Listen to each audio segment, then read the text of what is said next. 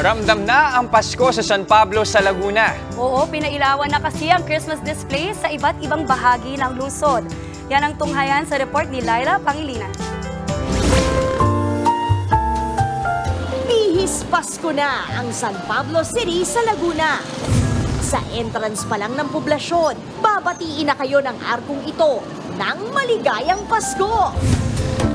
Isa lamang ito sa White Christmas theme na mga pailaw ng city government ngayong taon.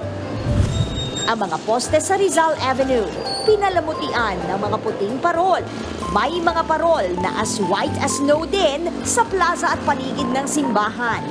Pati ang overpass na ito, nagliliwanag sa Christmas installations.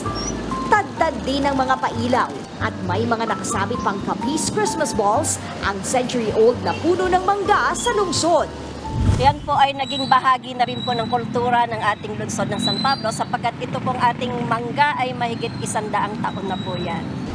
May giant white Christmas tree din dito na may taas na 20 feet. Mayroon itong mga sticker ornaments na Christmas bells, gingerbread man, mga candy cane at lollipop, angel, elf at syempre si Santa Claus. Lahat dito puti, maliban na lang sa bilin na ito na may kulay na siyang sumisimbolo sa tunay na diwa ng Pasko. Ayon sa San Pablo City LGU, dadagdagan pa nila ang mga installations bago magpasko.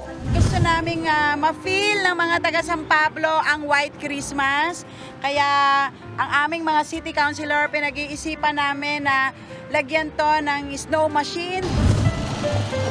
Sa mga natatakam naman sa mga pagkaing Pasko, may mga hilera na ng puto bumbong at bibingka sa gilid ng simbahan.